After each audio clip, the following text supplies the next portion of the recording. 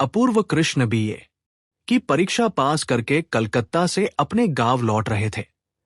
नदी बहुत बड़ी नहीं थी। बरसात बीतते बीतते वो लगभग सूख जाती थी, लेकिन इस समय श्रावण का अंतिम दौर था। नदी का पानी किनारों तक भराया था और गांव की बाढ़ तथा बांसों के झुरमुट की जड़ों को छूता हुआ बह रहा था। लगातार कई दिनों की मूसलाधार वर्षा के बाद आज बादल हट गए थे और खुले आकाश में धूप खिल उठी थी। यदि उस समय नाव में बैठे अपूर्व कृष्ण के मन के भीतर झांकना संभव होता तो वहां भी कुछ ऐसा ही दृश्य दिखाई देता। जैसे बरसात की नई धारा से नदी लबालब भर उठी हो, वैसे ही उनके मन की नदी भी उमंग से भर गई थी। वो प्रकाश से जगमगा रही थी और हवा के हल्के स्पर्श से लहरों की तरह थिरक रही थी। कुछ ही देर में नाव घाट पर आ लगी। नदी के किनारे से पेड़ों की ओट में अपूर्व के घर की पक्की छत दिखाई दे रही थी। उनके आने की खबर घर में किसी को नहीं थी, इसलिए घाट पर उन्हें लेने कोई नहीं आया। माझी उनका बैग उठाने ही वाला था कि अपूर्व ने उसे रोक दिया। उन्होंने स्वयं बैग हाथ में लिया और प्रसन्न मन से जल्दी जल्दी किनारे उतर पड़े। लेकिन जैसे ही उन्होंने पैर रखा, फिसलन भरी मिट्टी पर उनका संतुलन बिगड़ गया और बैग सहित वे सीधे कीचड़ में जा गिरे। उसी क्षण न जाने कहां से एक मधुर, ऊंची और खिलखिलाती हंसी गूंज उठी। उसकी तरंगे इतनी प्रबल थी कि पास के पीपल के पेड़ पर बैठे पक्षी भी चौंक कर फड़फड़ा उठे। अपनी इस दुर्दशा पर अपूर्व अत्यंत लज्जित हो गए। उन्होंने जल्दी से स्वयं को संभाला और इधर-उधर देखने लगे। उन्होंने देखा कि किनारे पर महाजन की नाव से उतारी गई नई ईंटों का बड़ा सा ढेर लगा हुआ था। उसी ढेर पर बैठी एक लड़की इतनी जोर से हंस रही थी कि लगता था अभी हंसते हंसते दोहरी हो जाएगी। अपूर्व ने उसे तुरंत पहचान लिया। वह उनके नए पड़ोसियों की बेटी मृण्मयी थी। पहले उनका घर बड़ी नदी के किनारे था, लेकिन नदी की कटान में सब कुछ उजड़ जाने के कारण 2-3 वर्ष पहले वे लोग इस गांव में आकर बस गए थे। मृण्मयी की शरारतों और उच्छृंखल स्वभाव की चर्चा पूरे गांव में थी। गांव के पुरुष उसे स्नेह से पगली कहकर बुलाते थे, लेकिन घर की स्त्रियां उसके स्वभाव से हमेशा भयभीत और चिंतित रहती थी। गांव के सभी लड़कों के साथ वो खुलकर खेलती थी, जबकि अपनी हमउम्र लड़कियों की ओर वो ध्यान तक नहीं देती थी। बच्चों की दुनिया में वो किसी छोटे से बरगी दल की तरह सब पर धावा बोलती फिरती थी। वो अपने पिता की बहुत लाडली थी, इसलिए उसका साहस और निडरपन भी कुछ अधिक ही था। मृण्मयी की मां अक्सर अपने पति से शिकायत करती रहती थी कि उन्होंने बेटी को बहुत सिर चढ़ा रखा है, लेकिन पिता का स्नेह इतना गहरा था कि जब भी मृण्मयी की आंखों में आंसू आ जाते, उनका हृदय पिघल उठता। यही सोचकर और दूर परदेश में रहने वाले पति की याद करके उसकी मां भी उसे अधिक डांट डपट नहीं पाती थी। मृण्मयी सांवले रंग की थी। उसके छोटे छोटे घुंघराले बाल पीठ तक लहराते थे। उसका चेहरा किसी चंचल लड़के जैसा लगता था। उसकी बड़ी बड़ी काली आंखों में न लज्जा थी, न भय और न बनावटी चंचलता का कोई आभास। उसका शरीर लंबा, स्वस्थ और मजबूत था। उसे देखकर यह अनुमान लगाना कठिन था कि उसकी उम्र अधिक है या कम। यदि लोग उसकी उम्र का ठीक ठीक अंदाज लगा पाते तो शायद अब तक उसका विवाह न होने पर उसके माता पिता की आलोचना करते। जब कभी बाहर के जमींदार की नाव गांव के घाट पर आ लगती तो पूरे गांव में हलचल मच जाती। घाट पर आने वाली स्त्रियां संकोचवश अपने चेहरे घूंघट में छिपा लेती, लेकिन मृण्मयी किसी नंगे धड़ंगे बच्चे को गोद में उठाए अपने घुंघराले बालों को पीठ पर झुलाती हुई दौड़ती चली आती। जिस प्रकार ऐसे देश का हिरन का बच्चा, जहां न कोई शिकारी हो और न कोई भय, निडर होकर चारों ओर देखता है, उसी प्रकार वह भी उत्सुक दृष्टि से नए आए लोगों को निहारती रहती। फिर अपने साथी लड़कों के बीच लौटकर उनके हाव भाव और व्यवहार का बढ़ा चढ़ाकर वर्णन करती। अपूर्व इससे पहले भी छुट्टियों में घर आने पर मृण्मयी को 2-4 बार देख चुके थे। फुर्सत के समय तो क्या, व्यस्तता के बीच भी न जाने कितनी बार उसका विचार उनके मन में आया था। दुनिया में न जाने कितने चेहरे आंखों के सामने आते हैं, लेकिन कुछ चेहरे ऐसे होते हैं जो बिना किसी प्रयास के सीधे मन में उतर जाते हैं। ये केवल उनके सौंदर्य के कारण नहीं होता, बल्कि उनमें कोई और विशेषता होती है। शायद वह विशेषता है स्वाभाविक स्पष्टता। अधिकांश चेहरों पर मनुष्य का वास्तविक स्वभाव पूरी तरह प्रकट नहीं हो पाता, लेकिन जिस चेहरे पर भीतर छिपा हुआ मनुष्य बिना किसी आड़ के खुलकर दिखाई देता है, वह चेहरा हजारों में एक होता है और एक ही क्षण में मन पर अमिट छाप छोड़ देता है। मृन्मयी के चेहरे और उसकी आंखों में एक उन्मुक्त, चंचल और विद्रोही स्त्री स्वभाव किसी वन के चंचल हिरण की तरह हर समय दौड़ता फिरता दिखाई देता था। यही कारण था कि उसका जीवन से भरा हुआ चेहरा एक बार देखने के बाद आसानी से भुलाया नहीं जा सकता था। ये कहना आवश्यक नहीं कि मृन्मयी की वो मधुर खिलखिलाहट अपूर्व के लिए कम कष्टदायक नहीं थी। उन्होंने तुरंत अपना बैग माझी के हाथ में दे दिया और लज्जा से लाल चेहरा लिए तेजी से अपने घर की ओर चल पड़े। सारा दृश्य कितना सुंदर था।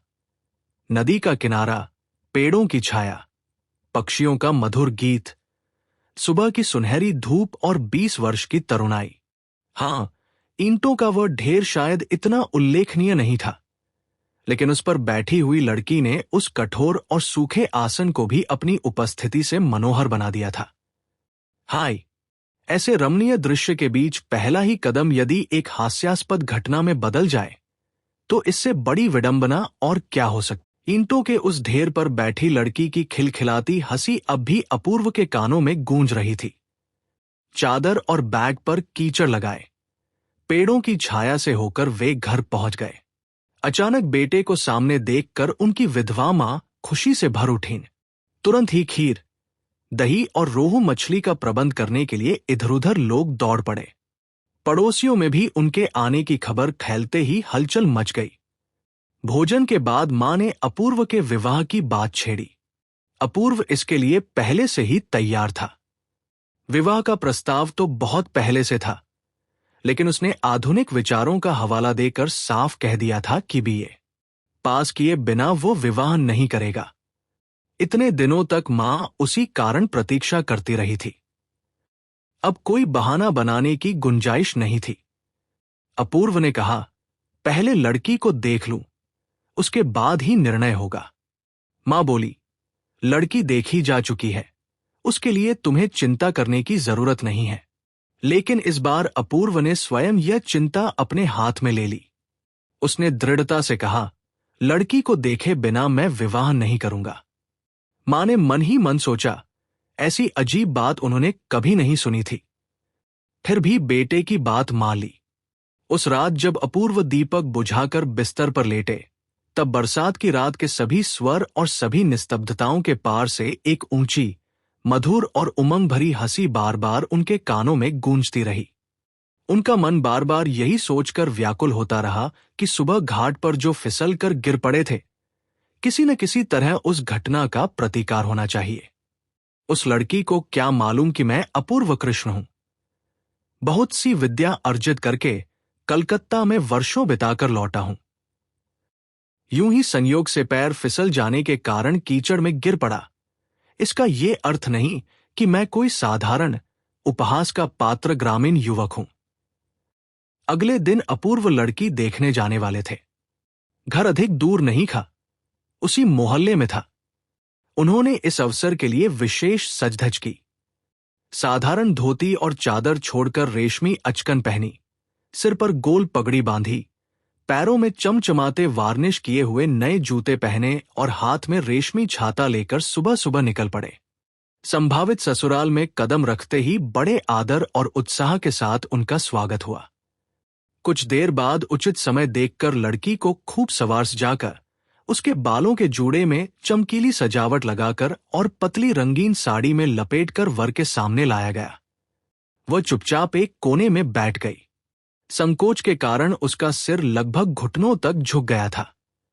उसके पीछे एक अधेड़ दासी खड़ी थी, जो उसे साहस बंधा रही थी। दुल्हन का छोटा भाई राखाल पूरे मनोयोग से इस नए आगंतुक का निरीक्षण कर रहा था। उसकी नजर कभी पगड़ी पर जाती, कभी घड़ी की चेन पर और कभी नई नई उगी हुई मूंछ दाढ़ी पर टिक जाती। अपूर्व ने कुछ देर अपनी मूंछों पर हाथ फेरने के बाद गंभीर स्वर में पूछा, तुम क्या पढ़ती हो? लड़की ने कोई उत्तर नहीं दिया। 2-3 बार प्रश्न दोहराया गया। पीछे खड़ी दासी ने भी उसकी पीठ पर हल्की हल्की धौल जमाकर उसे बोलने का साहस दिया। तब लड़की ने बहुत धीमे स्वर में, एक ही सांस में तेजी से कह दिया, चारुपाठ दूसरा भाग, व्याकरणसार पहला भाग, भूगोल विवरण, पाटीगणित और भारतवर्ष का इतिहास। उसी समय बाहर से किसी के तेजी से दौड़ते हुए आने की धपधप सुनाई दी। अगले ही क्षण हाफती हुई, पीठ पर लहराते घुंघराले बालों के साथ मृण्मयी कमरे में आ घुसी। उसने अपूर्व की ओर एक बार भी नहीं देखा। सीधे जाकर राखाल का हाथ पकड़ लिया और उसे खींचने लगी। लेकिन राखाल तो अपने निरीक्षण में इतना मग्न था कि उठने का नाम ही नहीं ले रहा था। दासी अपनी संयमित आवाज बनाए रखते हुए भी जितनी तीखी डांट लगा सकती थी, उतनी तीखी डांट मृण्मयी को लगाने लगी। उधर अपूर्व अपनी सारी गंभीरता और प्रतिष्ठा समेटे पगड़ीधारी सिर ऊंचा किए बैठे रहे और बीच बीच में अपनी घड़ी की चेन से खेलते रहे।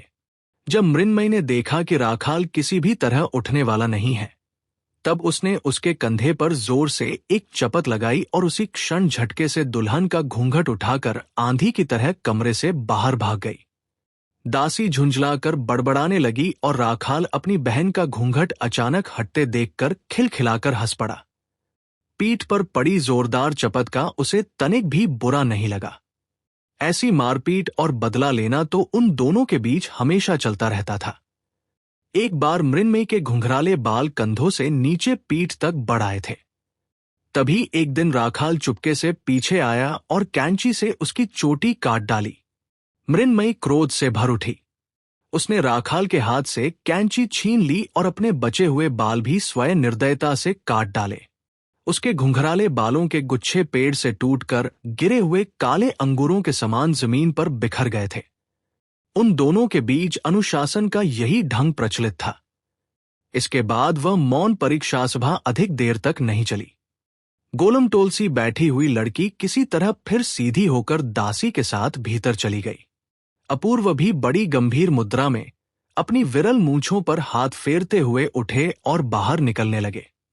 लेकिन द्वार तक पहुंचते ही उन्होंने देखा कि जहां उनके नए वार्निश किए हुए जूते रखे थे, वहां वे नहीं हैं। बहुत खोजबीन की गई, पर उनका कहीं पता नहीं चला। घर के सभी लोग बड़ी परेशानी में पड़ गए। अज्ञात चोर को लेकर गालियां और डांट फटकार की झड़ी लग गई। आखिर बहुत खोजने पर भी जब जूते नहीं मिले, तब विवश होकर अपूर्व को घर के मालिक की पुरानी, फटी और ढीली चप्पलें पहननी पड़ी। पैंट, अचकन और पगड़ी से सजे धजे अपूर्व उन चप्पलों में कीचड़ भरे गांव के रास्ते पर बहुत संभल कर चलने लगे। तालाब के किनारे सुनसान रास्ते पर अचानक फिर वही ऊंची खिलखिलाती हंसी सुनाई दी, मानो पेड़ों की पत्तियों के बीच छिपी कोई वनदेवी अपूर्व की उन बेमेल चप्पलों को देखकर अपनी हंसी रोक ही न पाई हो। अपूर्व ठिठक कर चारों ओर देखने लगे। तभी घने पेड़ों की ओट से एक निर्लज अपराधिनी बाहर आई। उसने चुपचाप उनके नए जूते उनके सामने रखे और तुरंत भागने को हुई, लेकिन अपूर्व ने फुर्ती से उसके दोनों हाथ पकड़ लिए। मृण्मयी ने हाथ छुड़ाकर भागने की बहुत कोशिश की, पर सफल न हो सकी। उसके घुंघराले बालों से घिरे हंसते हुए शरारती चेहरे पर पेड़ों की डालियों के बीच से छनकर सूर्य की किरणें पड़ रही थी। जैसे कोई पथित धूप में चमकती चंचल और निर्मल जलधारा के भीतर झुककर उसकी गहराई को ध्यान से देखता है, वैसे ही अपूर्व ने गंभीर दृष्टि से मृण्मयी के ऊपर उठे हुए चेहरे और उसकी बिजली सी चमकती आंखों में देर तक देखा। फिर उन्होंने बहुत धीरे धीरे अपनी पकड़ ढीली कर दी और बिना कुछ कहे उसे छोड़ दिया, मानो अपना कर्तव्य अधूरा ही छोड़ रहे हों। यदि अपूर्व क्रोध में आकर मृण्मयी को पकड़कर मार बैठते तो उसे इसमें कोई आश्चर्य न होता, लेकिन उस सुनसान रास्ते पर मिली ये अनोखी मौन क्षमा उसके लिए बिल्कुल समझ से बाहर थी। मृण्मयी की चंचल हंसी मानो स्वयं नृत्यमय प्रकृति के पायल की झंकार बनकर चारों ओर गूंज उठी। वो हंसी पूरे आकाश में फैल गई और अपूर्व गहरे विचारों में डूबे धीमे धीमे कदमों से अपने घर लौट आए। अपूर्व ने पूरे दिन किसी न किसी बहाने से घर के भीतर जाकर मां से भी ठीक से मुलाकात नहीं की। बाहर उनका निमंत्रण था, वही भोजन करके लौटे।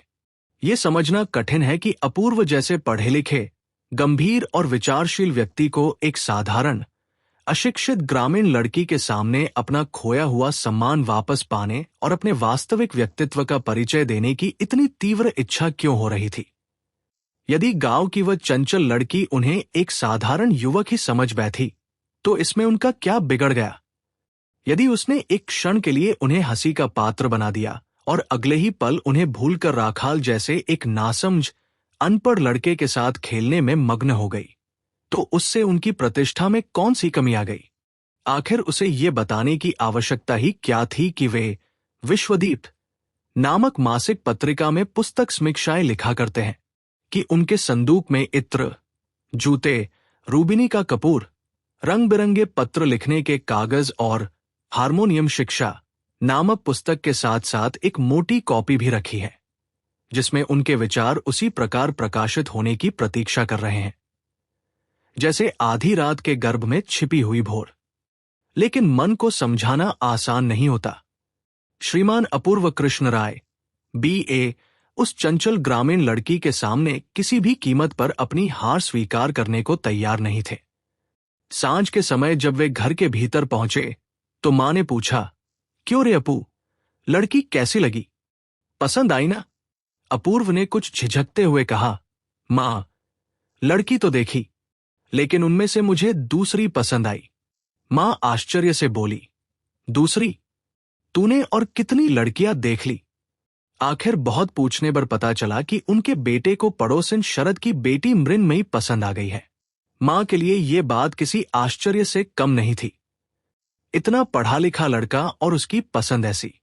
शुरू शुरू में अपूर्व को अपनी बात कहते हुए कुछ संकोच हुआ, लेकिन जब मां ने जोरदार विरोध करना शुरू किया तो उनका संकोच भी जाता रहा।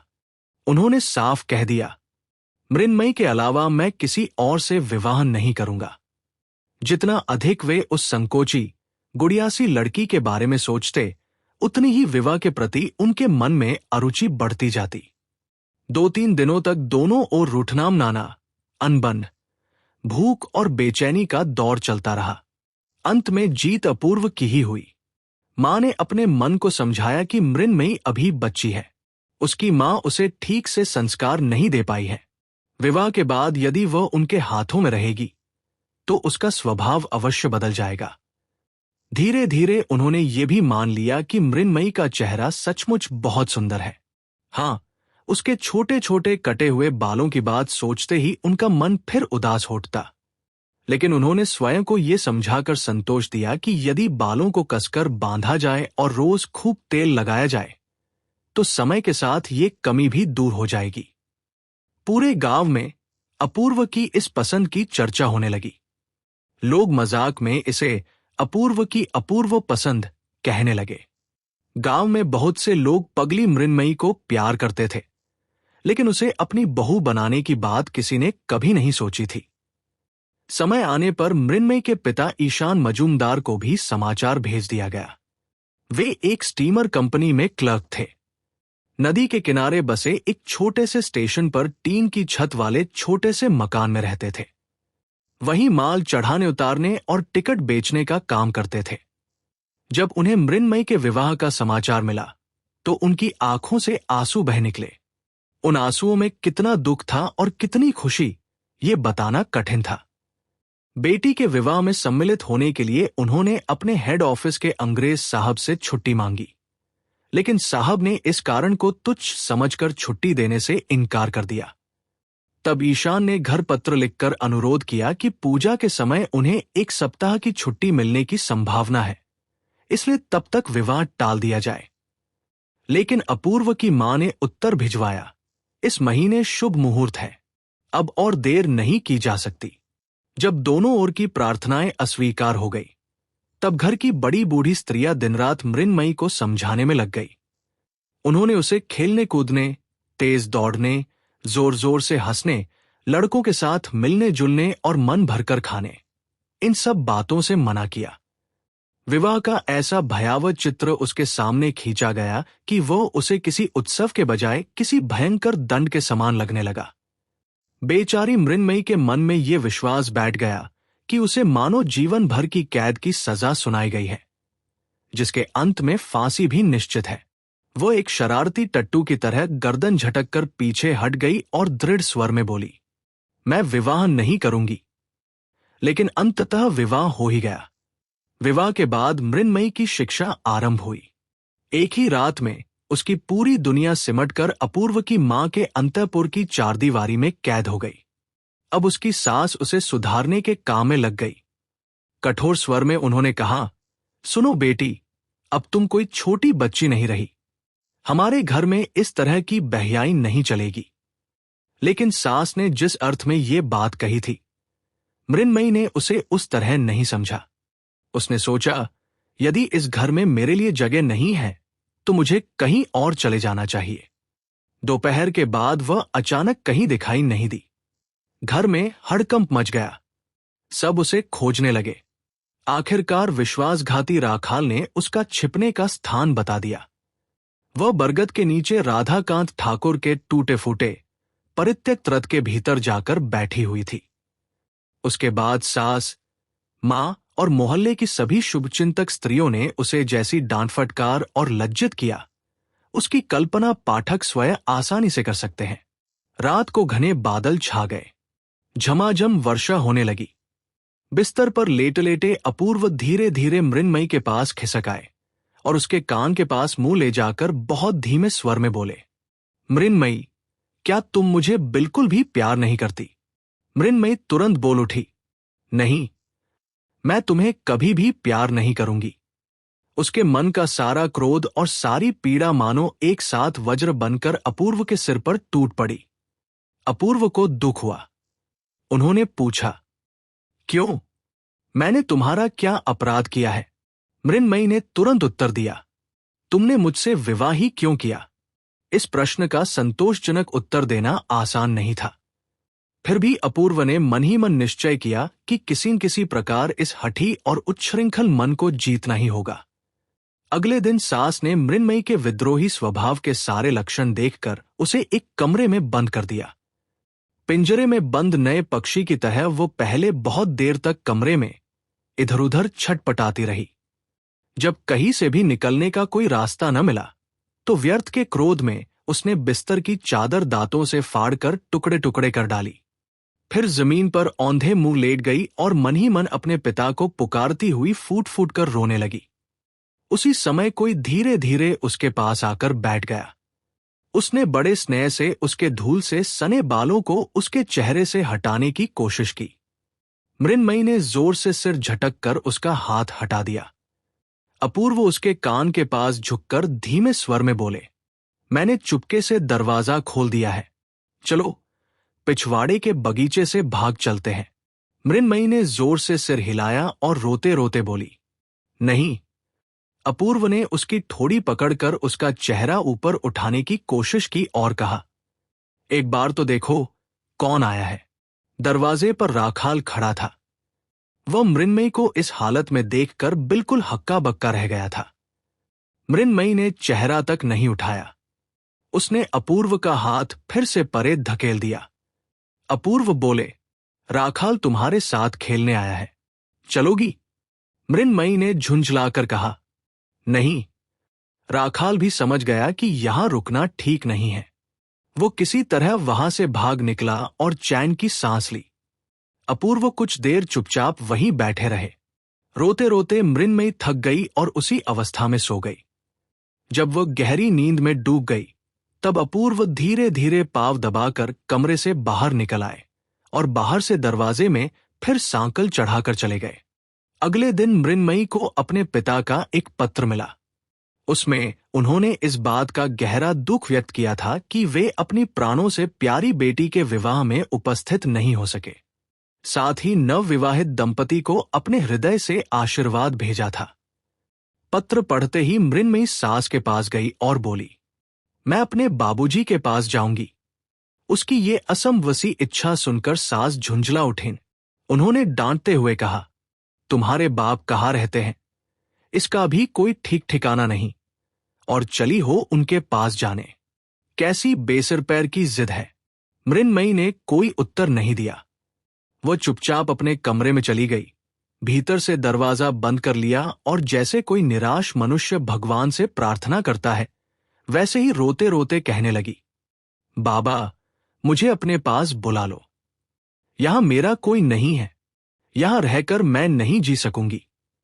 गहरी रात होने पर जब उसका पति सो गया, तब मृन्मयी धीरे से दरवाजा खोलकर घर से बाहर निकल आई।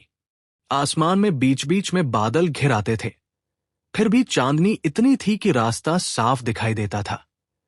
उसे यह बिल्कुल नहीं मालूम था कि अपने पिता के पास जाने के लिए कौन सा रास्ता पकड़ना चाहिए, लेकिन उसके मन में एक अटूट विश्वास था कि जिस रास्ते से डाक का रनर चिट्ठियां लेकर जाता है, उसी रास्ते से दुनिया के किसी भी स्थान तक पहुंचा जा सकता है। बस इसी विश्वास के सहारे वो डाक वाले रास्ते पर चल पड़ी। चलते चलते उसका शरीर थकने लगा। रात भी लगभग समाप्त होने को थी। जंगल में इक्का दुक्का पक्षी उनींदी सी आवाज में चहचहाने लगे थे, मानो अभी भी निश्चित न कर पा रहे हों कि सचमुच भोर हो गई है या नहीं। इसी समय मृन्मयी चलते चलते नदी के किनारे एक बड़े से बाजार जैसे स्थान पर पहुंच गई। वो सोच ही रही थी कि अब किस दिशा में जाए। तभी उसे एक परिचित झंझनाहट सुनाई दी। डाक का रनर कंधे पर चिट्ठियों का थैला लटकाए तेजी से वहां आ पहुंचा। मृन्मयी तुरंत उसके पास गई और थके, विनती भरे स्वर में बोली, मुझे कुशीगंज में अपने बाबूजी के पास जाना है। क्या तुम मुझे अपने साथ ले चलोगे? रनर ने कहा, कुशीगंज कहाँ है? मैं नहीं जानता। इतना कहकर उसने घाट पर बंधी डाकनाव के माझी को जगाया और नाव खुलवा दी। उसके पास न किसी पर दया करने का समय था और न किसी से अधिक बातें करने का। थोड़ी ही देर में पूरा हाट और बाजार जाग उठा। मृन्मयी घाट पर उतरी और एक माझी से बोली, माझी, क्या तुम मुझे कुशीगंज ले चलोगे? माझी उत्तर देता, उससे पहले ही पास की नाव से एक आदमी की आवाज आई, अरे ये कौन? अरे मीनू मां, तुम यहां कहां से आ गई? मृन्मयी ने तुरंत पहचान लिया। वो उत्साह से बोली, बनमाली, मुझे बाबूजी के पास कुशीगंज जाना है। मुझे अपनी नाव में ले चलो। बनमाली उनके गांव का माझी था। वह इस चंचल लड़की को भली भांति पहचानता था। वह मुस्कुराकर बोला, बाबूजी के पास जाना है, इसमें क्या बात है? आओ, मैं तुम्हें पहुंचा देता हूं। मृन्मयी तुरंत नाव पर चढ़ गई। नाव खुलते ही आकाश में बादल घिराए और मूसलाधार वर्षा होने लगी। भाद्र महीने की उफनती नदी में नाव लहरों के साथ झूलने लगी। धीरे धीरे मृन्मयी की आंखों पर नींद छा गई। उसने अपना आंचल बिछाकर नाव में ही लेट गई। नदी की लहरों के झूले में झूलती हुई वह शरारती बालिका प्रकृति की गोद में पलते किसी निश्चिंत शिशु की तरह गहरी नींद में सो गई। जब उसकी आंख खुली तो उसने देखा कि वो अपने ससुराल के बिस्तर पर लेटी हुई है। उसे जागा देखकर नौकरानी डांटने लगी। उसकी आवाज सुनकर सास भी आ पहुंची और कठोर शब्दों में उसे खूब खरी खोटी सुनाने लगी। मृन्मयी बड़ी बड़ी आंखों से चुपचाप उनका चेहरा देखती रही, लेकिन जब सास ने उसके पिता के संस्कारों पर कटाक्ष किया तो वो तुरंत उठी, बगल के कमरे में गई और भीतर से दरवाजे में सांकल चढ़ा ली। उधर अपूर्व ने भी सारी झिझक छोड़कर मां से कहा, मां, यदि बहू को 2-4 दिनों के लिए उसके पिता के घर भेज दिया जाए तो इसमें क्या बुराई है? मां ये सुनकर और भी नाराज हो गई। उन्होंने अपूर्व को खूब डांटा फकारा और ताना देते हुए कहा कि पूरे देश में इतनी लड़कियां थी, लेकिन उन्हें तो चुनकर यही सिरदर्द मोल लेना था। ऐसी आफत को बहू बनाकर घर लाने का दोष भी उन्हीं का है। उस दिन बाहर तो आंधी और वर्षा का प्रकोप था ही, घर के भीतर भी वैसा ही तूफान मचा रहा। अगली रात जब सब गहरी नींद में थे, अपूर्व ने धीरे धीरे मृन्मयी को जगाया और फुसफुसाकर पूछा, मृन्मयी, क्या तुम अपने बाबूजी के पास चलोगी? मृन्मयी ने तुरंत उनका हाथ कसकर पकड़ लिया और उत्सुक होकर बोली, चलूंगी। अपूर्व ने धीरे से कहा, तो आओ, हम दोनों चुपचाप निकल चलते हैं। मैंने घाट पर एक नाव का इंतजाम कर रखा है। मृण्मयी ने कृतज्ञता से एक बार अपने पति की ओर देखा, फिर तुरंत उठकर कपड़े संभाले और बाहर चलने के लिए तैयार हो गई। अपूर्व ने अपनी मां की चिंता दूर करने के लिए एक पत्र लिखकर छोड़ दिया और दोनों चुपचाप घर से निकल पड़े। उस अंधेरी रात सुनसान और निस्तब्ध गांव की पगडंडी पर पहली बार मृण्मयी ने अपनी इच्छा से पूरे विश्वास के साथ अपने पति का हाथ थाम लिया। उसके हृदय की प्रसन्नता, उत्साह और विश्वास उस कोमल स्पर्श के माध्यम से मानो अपूर्व की नस नस में उतर गया। उसी रात नाव चल पड़ी। मन में अपार उल्लास होने पर भी कुछ ही देर बाद मृण्मयी गहरी नींद में सो गई। अगला दिन उसके लिए जैसे मुक्ति और आनंद का उत्सव बन गया। नदी के दोनों किनारों पर गांव, हाट, खेत और जंगल एक के बाद एक पीछे छूटते जा रहे थे। इधर उधर अनेक नावें आती जाती दिखाई देती थी। मृण्मयी हर छोटी बड़ी बात पर अपने पति से प्रश्नों की झड़ी लगा देती। उस नाव में क्या है? वे लोग कहां से आ रहे हैं? इस जगह का क्या नाम है? ऐसे न जाने कितने प्रश्न, जिनका उत्तर अपूर्व ने न कभी कॉलेज की पुस्तकों में पढ़ा था और न कलकत्ता के अपने अनुभवों से जान सकते थे। ये बात स्वीकार करने में उनके मित्रों को शायद लज्जा होती, लेकिन अपूर्व ने मृण्मयी के हर प्रश्न का उत्तर बड़े आत्मविश्वास से दिया। अधिकांश उत्तर सत्य से बहुत दूर थे। वे तिल से भरी नाव को अलसी की नाव बता देते, 5 बेड़े गांव का नाम रायनगर कह देते और मुंसिफ की अदालत को जमींदार की कचहरी बताने में भी उन्हें तनिक संकोच नहीं होता। और आश्चर्य ये कि इन सब गलत उत्तरों से भी अपनी सरल आस्था वाली प्रश्न करने वाली मृण्मयी की संतुष्टि में रत्ती भर भी कमी नहीं आती थी।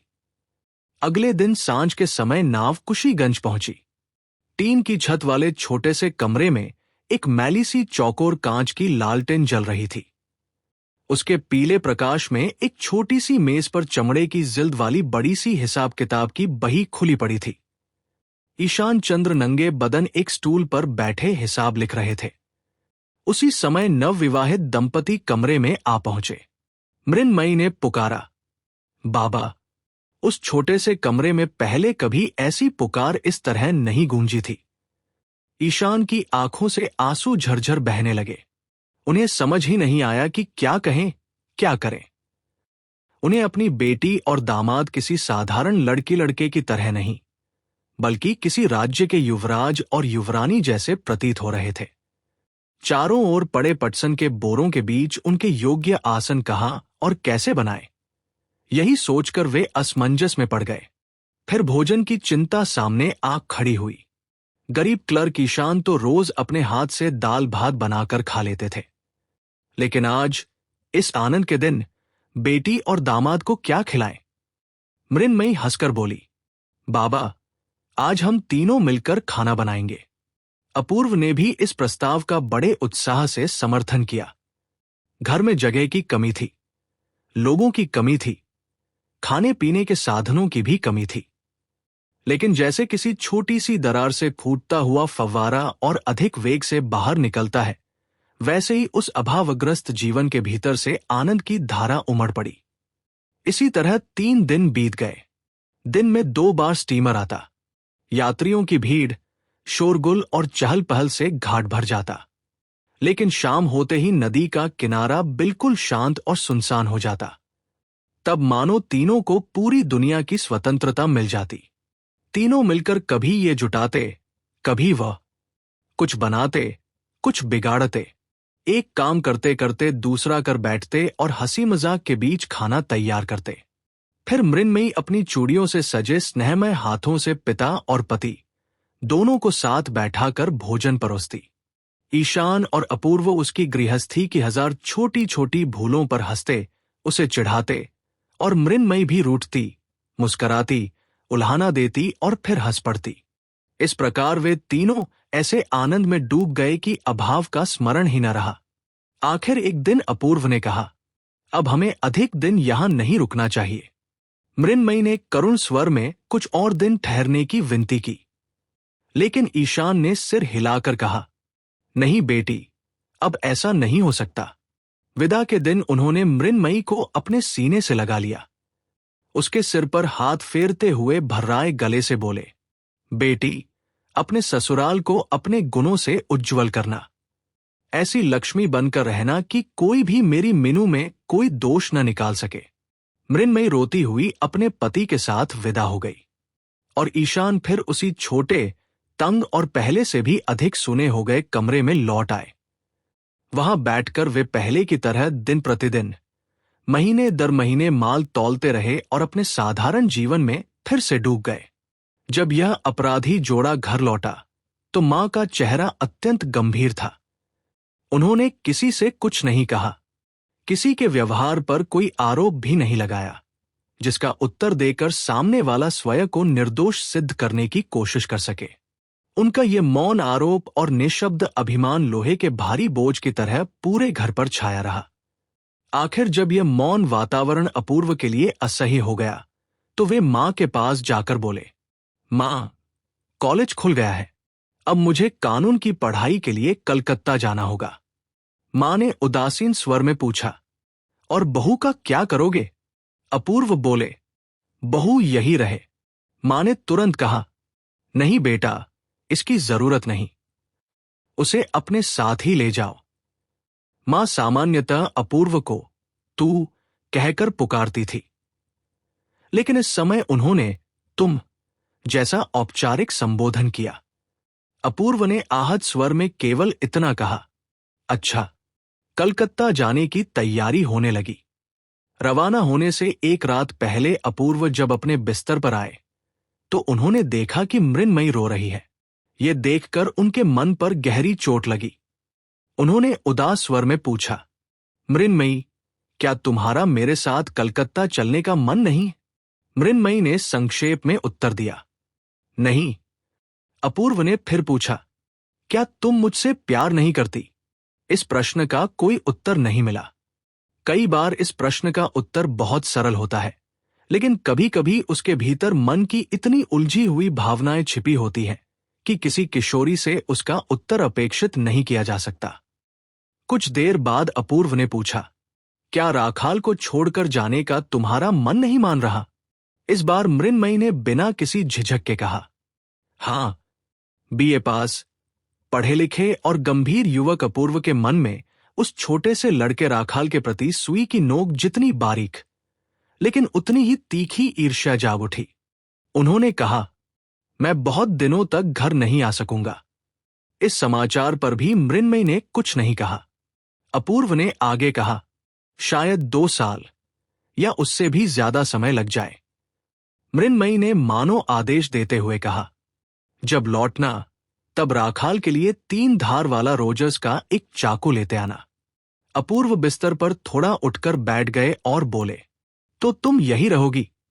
मृन्मयी ने उत्तर दिया, हां, मैं अपनी मां के घर जाकर रहूंगी। अपूर्व ने गहरी सांस लेते हुए कहा, अच्छा, वही रहना, लेकिन जब तक तुम मुझे अपने हाथ से चिट्ठी लिखकर वापस बुलाओगी नहीं, तब तक मैं भी घर नहीं आऊंगा। अब तो बहुत खुश हो। मृन्मयी ने इस प्रश्न का उत्तर देना भी आवश्यक नहीं समझा।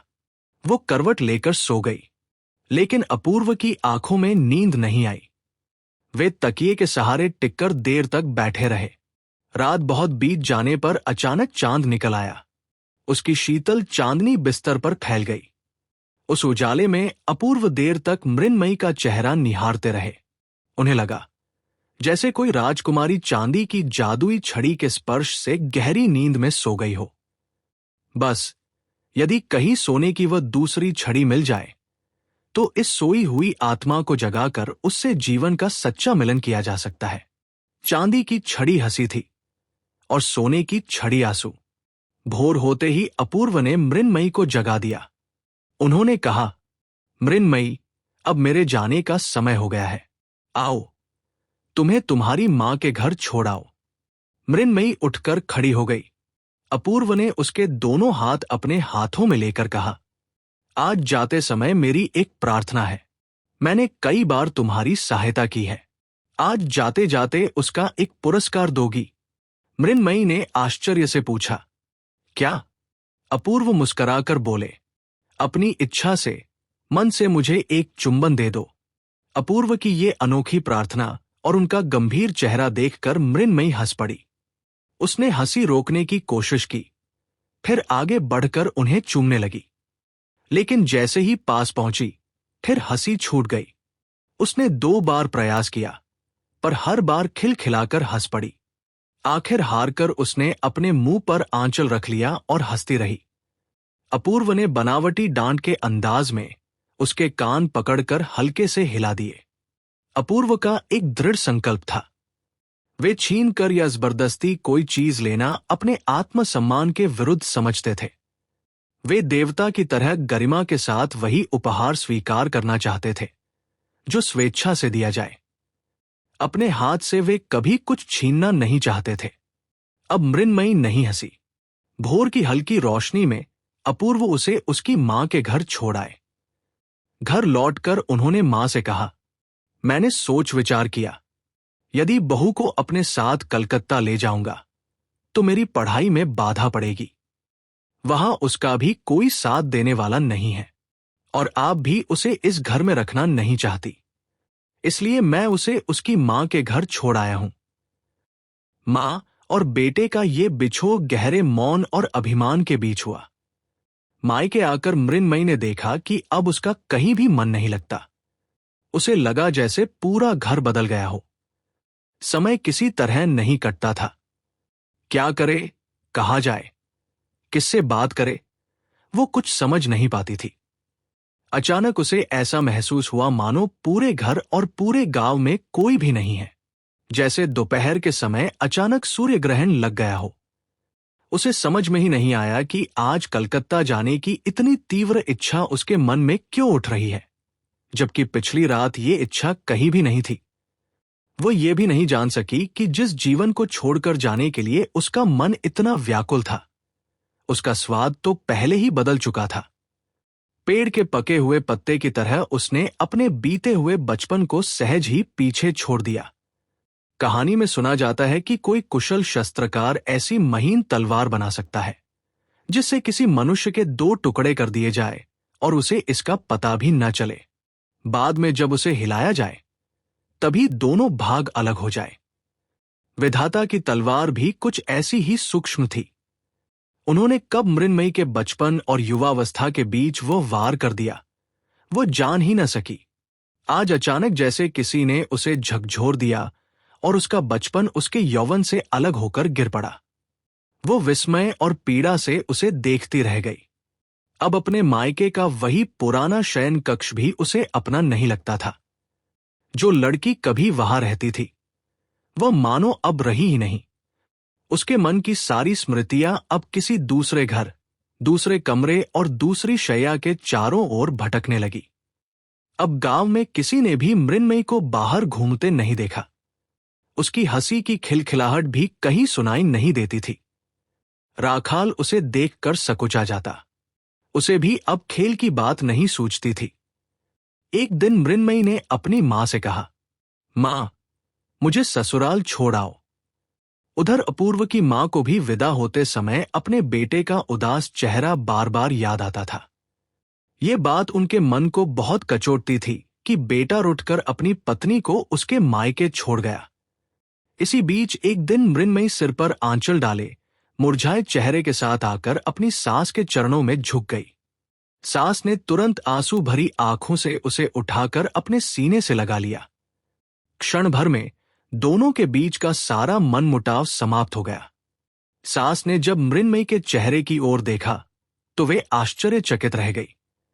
ये पहले वाली मृण्मयी नहीं थी। इतना बड़ा परिवर्तन हर किसी में नहीं आता। बड़े परिवर्तन के लिए किसी बड़ी शक्ति की आवश्यकता होती है। सास ने सोचा था कि वे मृण्मयी की कमियों को एक एक करके सुधारेंगी, लेकिन किसी अदृश्य शिक्षक ने न जाने किस अनजाने और सरल उपाय से उसका ऐसा रूपांतरण कर दिया कि मानो उसे नया जन्म मिल गया हो।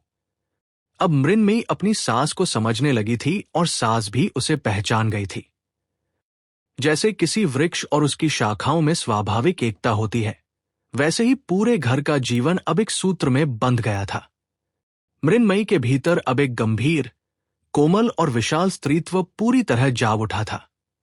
लेकिन उसी के साथ उसके मन में एक गहरी वेदना भी भर गई। पहले सावन के काले जल से भरे बादलों की तरह उसके हृदय में आंसुओं से भीगा हुआ एक गहरा अभिमान उमड़ आया। उस अभिमान ने उसकी लंबी छायामयी पलकों पर और भी गहरी उदासी बिखेर दी। वो मन ही मन कहने लगी, मैं स्वयं को नहीं समझ सकी, इसलिए क्या तुम भी मुझे नहीं समझ सके? तुमने मुझे रोका क्यों नहीं? तुमने मुझे डांटा क्यों नहीं? तुमने अपनी इच्छा से मुझे अपने साथ क्यों नहीं रखा? जब मैं जिद करके तुम्हारे साथ कलकत्ता जाने को तैयार नहीं थी, तब तुम मुझे जबरदस्ती अपने साथ क्यों नहीं ले गए? तुमने मेरी बात क्यों मान ली? मेरी जिद क्यों सह ली? फिर उसे वह सुबह याद आई जब तालाब के किनारे सुनसान रास्ते पर अपूर्व ने उसे पकड़ लिया था और बिना कुछ कहे केवल एक बार उसकी ओर गहरी दृष्टि से देखा था। तालाब, वो रास्ता, पेड़ों की छाया, सुबह की धूप और अपूर्व की वो गंभीर भावों से भरी नजर, सब कुछ उसकी स्मृति में एक साथ लौट आया और उसी क्षण वह उस मौन दृष्टि का पूरा अर्थ समझ गई। फिर उसे विदा के समय का वो अधूरा चुंबन याद आया जो अपूर्व के चेहरे तक पहुंचकर भी लौट आया था। अब वही अधूरा चुंबन किसी मरुभूमि में मृग तृष्णा की ओर उड़ते प्यासे पक्षी की तरह बार बार उसी बीते हुए क्षण की ओर लौटता रहता, लेकिन उसकी प्यास कभी नहीं बुझती। अब उसके मन में बार बार यही विचार उठता, काश उस समय मैं ऐसा करती, काश उस प्रश्न का वैसा उत्तर देती, काश तब ऐसा हो जाता। उधर अपूर्व के मन में ये खेद था कि मृन्मयी उन्हें कभी पूरी तरह समझ ही नहीं सकी, और इधर मृन्मयी भी बैठी बैठी सोचती रहती, उन्होंने मुझे क्या समझा होगा? मेरे बारे में क्या सोचकर चले गए होंगे?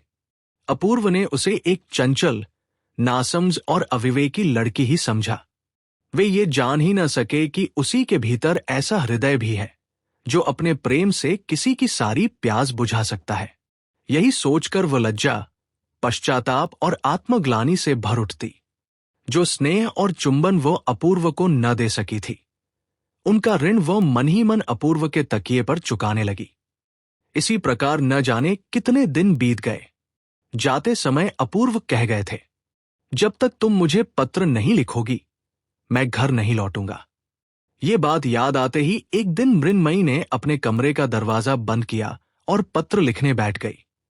अपूर्व ने जो सुनहरे किनारे वाला रंगीन कागज उसे दिया था, वही निकालकर उसने सामने रखा।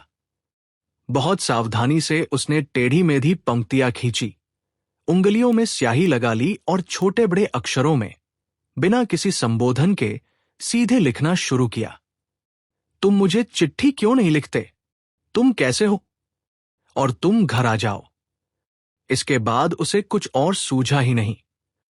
असल बात तो वो लिख चुकी थी, लेकिन उसे लगा कि दुनिया में मन की बात कुछ विस्तार से लिखनी चाहिए। इसलिए बहुत देर सोचने के बाद उसने कुछ और वाक्य जोड़ दिए। अब तुम मुझे चिट्ठी लिखना, लिखना कि तुम कैसे हो, और घर आ जाना। मां अच्छी है, विशु और पुटी भी अच्छे हैं। कल हमारी काली गाय ने एक बछड़े को जन्म दिया है। बस यही पत्र समाप्त हो गया। फिर उसने लिफाफे पर बड़े प्रेम से केवल इतना लिखा, श्रीयुक्त बाबू अपूर्व कृष्ण राय। उसने जितना प्रेम उस लिफाफे पर उंडेला, उतना ही अक्षरों की टेढ़ी मेढ़ी पंक्तियों, असमान लिखावट और गलत वर्तनी में भी झलक उठा। मृन्मयी को यह मालूम ही नहीं था कि केवल नाम लिख देने से पत्र अपने गंतव्य तक नहीं पहुंचता, उसके साथ पता भी लिखना पड़ता है। कहीं सास या घर का कोई दूसरा व्यक्ति पत्र देख न ले, इसी संकोच से उसने उसे एक विश्वस्त दासी के हाथ डाक में डलवा दिया। स्वाभाविक ही था कि उस पत्र का कोई परिणाम नहीं निकला। अपूर्व घर नहीं लौटे। मां ने देखा कि छुट्टियां समाप्त हो गई, फिर भी अपूर्व घर नहीं आया। उन्होंने सोचा वो अब भी उनसे नाराज है। उधर मृन्मयी ने भी यही समझा कि अपूर्व उससे रुष्ट है। उसे अपनी लिखी हुई वह चिट्ठी याद आई और वो लज्जा से भर उठी। उसे लगने लगा कि वह चिट्ठी कितनी साधारण थी। उसमें न तो मन की बात ठीक से लिखी गई थी और न ही उसके प्रेम का कोई भाव प्रकट हुआ था। उसे विश्वास हो गया कि वो पत्र पढ़कर अपूर्व ने उसे और भी बचकाना समझा होगा और मन ही मन उसकी अवहेलना की होगी। यही सोचकर वो भीतर ही भीतर तड़पने लगी। वो बार बार दासी से पूछती, तूने सचमुच वो चिट्ठी डाक में डाल दी थी ना? दासी हर बार उसे भरोसा दिलाकर कहती, हाँ मां, मैंने अपने हाथों से डाक के बक्से में डाली थी। बाबू को तो अब तक मिल भी गई होगी। आखिर एक दिन अपूर्व की मां ने मृन्मयी को बुलाकर कहा, बहू, अपू बहुत दिनों से घर नहीं आया। सोचती हूं कलकत्ता जाकर उसे देख आओ। क्या तुम मेरे साथ चलोगी? मृन्मयी ने चुपचाप सिर हिलाकर सहमति दे दी। अपने कमरे में जाकर उसने दरवाजा बंद कर लिया, बिस्तर पर लेट गई और तकिए को सीने से लगाकर खुशी में मुस्कुराने लगी। कुछ देर बाद वही मुस्कान धीरे धीरे गंभीरता में बदल गई। फिर उसका मन आशंकाओं से भर गया और वो फूट फूट कर रोने लगी। अपूर्व को बिना कोई समाचार दिए ये दोनों पश्चाताप से भरी स्त्रियां उसे मनाने के लिए कलकत्ता रवाना हो गई। वहां पहुंचकर अपूर्व की मां अपनी बेटी के घर ठहरी। उसी दिन मृन्मयी के पत्र की प्रतीक्षा करते करते निराश होकर शाम के समय अपूर्व ने अपनी प्रतिज्ञा तोड़ दी और स्वयं उसे पत्र लिखने बैठा। लेकिन कोई भी शब्द उसे पसंद नहीं आ रहा था। वह ऐसा संबोधन खोज रहा था जिसमें प्रेम भी हो और रूठने का भाव भी। शब्द न मिलने पर उसे अपनी ही मातृभाषा पर खीज होने लगी। इतने में बहनोई का पत्र आया, मां आई है, जल्दी आ जाओ, रात का भोजन यहीं करना, बाकी सब कुशल है। पत्र में सब कुशल लिखा था। फिर भी अपूर्व का मन अनजानी आशंका से भर गया। वो तुरंत बहन के घर पहुंच गया। मां को देखते ही उसने पूछा, मां, सब ठीक तो है? मां ने कहा, सब ठीक है, तू छुट्टियों में घर नहीं आया इसलिए तुझे लेने चली आई। अपूर्व ने कहा, इसके लिए आपको इतना कष्ट करने की क्या जरूरत थी?